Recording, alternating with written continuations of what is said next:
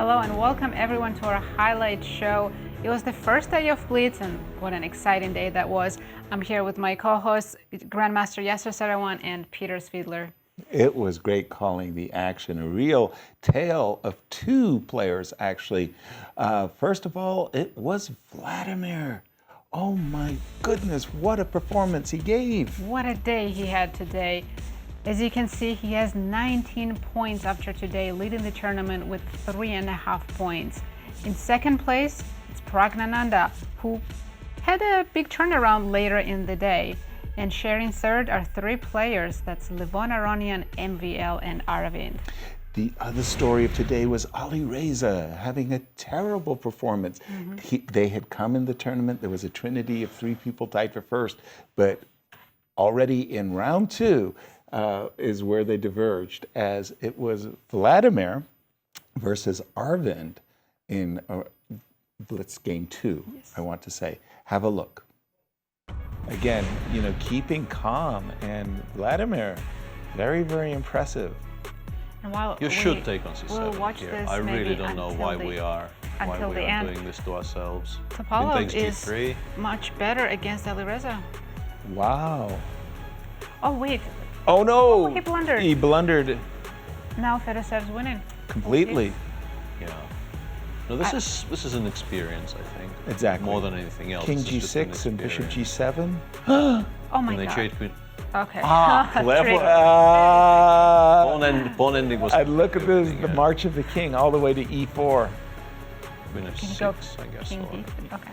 Just take the pawn. Bishop F2 and give squares for the king as well. Yeah. They're managing to set up tricks with 2 seconds on the clock. It's remarkable. Absolutely incredible. Queen E4 check. Yeah. Finally. Now it's game over. Ooh, and very impressive victory. Where shall we go? All games are finished. All the games Ali are Reza finished. lost. And it went on in the same vein from there. Right. We go immediately from round 2 to round 3, where the turnaround was even more dramatic. There was a game where Vladimir was playing another person who was on dot of 2 at the time. He was playing against young Krzysztof Duda, who began the day in a very cheerful fashion, I'm sure, wanting to put the somewhat lackluster performance in the rapid behind him. And that was a game which kind of defined the day early on, I think, because Duda was in control for much of it, and then things began going sharply downhill. Our tournament leader is completely fading away. Yeah. Queen G2, that was about to say, doesn't hang. Queen F3 check. Oh, I have Rook G2 is or very sad. Yeah, Rook D1, I guess. Queen D5. He just played with 1 second. Yes, it's still not over because H4, Bishop C6. Either of them could still. There's H4, H6. H5 was H6. Queen takes E5, Rook E1. No, it doesn't work. Queen C6. Okay, Black is still winning. Black is still winning. Rook E1. Oh no. Rook E1. Oh. Unbelievable. Duda had played this beautiful game. Now he's completely lost. Go away. Queen G7. Yeah. Unbelievable. And Duda's just shaking his head. What just happened? Another turnaround coming up in this game too. Very, very important game. Vladimir versus Prague. Think of our standings and how important this game is. You're not going to believe what happens. Take a look. 7. Well, how did the king get to D4? It's such a big improvement. That's huge. There's still nothing for white though. The position is that bad. Oh my goodness. Oh my goodness. But little by little. If Rook gets to take the H pawn. He could have played Rook D3. Okay, now white's fine. I'm taking on H6. Yeah, he's done it. What? He's just faster magic. and more confident, yeah. King D4, King C3, and King B2. So take the draw. Oh, on Rook D3 there is King B2. That's the issue. Wow. Refuse and threat of mate in 1. Rook C8. And now Vladimir has Rook H7 and then they takes B. Yeah, White is winning now. Rook B8, Rook B1. He played King B7. He didn't take, yeah, but White is winning. Okay, but there's a check on H7. Oh my goodness, this is crazy. I don't see how White's winning, but I see the bar, eval bar. You have to take on E3, yeah. Check on C7? No, bishop to D5. Bishop 2. Oh, That's Black is blunder. winning now. King takes b6 and black is winning. Yeah, this is not. It's remarkable. and- C4. Rook takes. Ah, yeah, okay. So there's Take a on bishop. d5 with something. Yeah, there's a bishop hanging. We have seen so many swings in this game. Bishop 6, rook d7. Or? Well, just f5 and bishop, Yeah. bishop He wants to put the e4. bishop on e4 and be very, very solid from Can there. he still save this somehow? Anchor? No, the bishop is now anchored, and that's easy now. Phew. We say that, but Yeah. Yeah, but it is. Let's not call it way too early again. No! God. Don't call it way too early again. I don't think he's gonna torture him for 50 moves. Yeah, there we go. What a crazy game. Wow. It does get crazy, Yeah. doesn't it, Peter? But And the expression on all these people's faces after they've done playing him, you know, like, oh. It's quite amazing. And to put a cap on it, too. yeah, and it continues in the same fashion. This is round 8. This is a very quirky looking position. You probably need to know quite a lot about theory to guess this was the Petrov, but it was actually a Petrov. White is much better. This is a game between Levon Aronian with the white pieces against Vladimir. And Vladimir in this position takes a fantastic practical decision.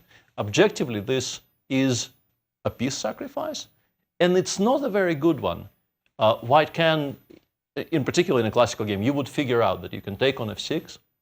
Now your rook is hanging and the knight is coming into d4.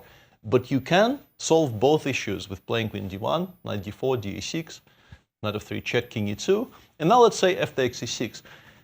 But in a blitz game, I think it's just so much easier to play this position with black, because the king is not going to be safe, knight d4 check is always coming, you can play bishop g2, but black might even spend another tempo on something like d6, d5. And I think very understandably, Levon bails out, Levon decides, nah, I don't want any of that smoke, and he goes d takes e6, and we get to a position like this, which is actually completely fine for black. And a couple of more turning points later, Levon had one final shot of being better here had he found the move queen f5, which actually looks quite natural, but he didn't see it. He played queen c4. Black won a pawn on g2. And this is where the game started going completely off the rails for Levon. There are two good squares for this knight. One is f5, and the other one is c4. So preserving both and playing something like queen c2, white is still completely fine despite being a pawn down. But Levon tried to make some kind of a forced draw in this position by playing knight g4, takes, rook g2. Sorry, that's a bit too far.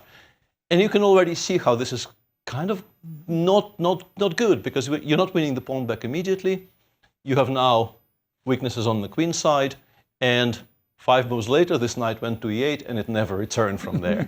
And Vladimir won yet another one. At that point, he was on 7.5 out of 8, absolutely destroying the field. And that was a very important game, because he was playing his direct pursuer. Levon, I think, was in clear second at the start of this game. And then we get to round 9, where he played yet another blockbuster. This is a 73-move game, which I'm not going to try to cover in full. But Vladimir continuing to play his Catalan, and it was a very sharp position. They played this slow line, which often explodes into action, and it happened here as well. Knight c3, d takes c4, knight d2, knight b6, e4. This is now a real gambit. It's very difficult to win this pawn back. G5 is a very committal decision. Bishop e3, knight g4, knight f1. f5 is a mistake, though. And the first half of the game was all Fedoseev. Yeah. This is a crushing advantage for white. You can maybe quibble with some of his decisions. Perhaps rook e1 was slightly cleaner than what he's done. But even what he's done is very, very strong. As you will see, black's pawns are disappearing off the board. And had he found, I mean, not found, but had he decided to play knight d5 here, he probably would have won quite comfortably, because after takes, the threat of rook e1 and just the general unsafety? Yeah. Lack of safety Right. of the black king on g7 would be decisive. But instead, the game turned once again, and in this position, some moves later, bishop c5 actually equalizes on the spot, but that wasn't found.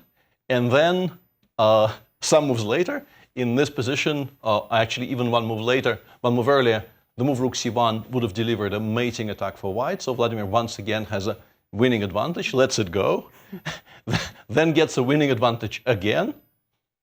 We come to some position like this, in which objectively this is maybe closer to a draw, but it's very difficult to defend, and black ends up losing the a-pawn. And yet, the turnarounds were not done, and white managed somehow to lose the a-pawn, and finally, like two completely exhausted gladiators, they just traded everything off the board, and the game was agreed a draw. But even with this miss, I would say, 8 out of 9 is a performance worthy of legend. Absolutely.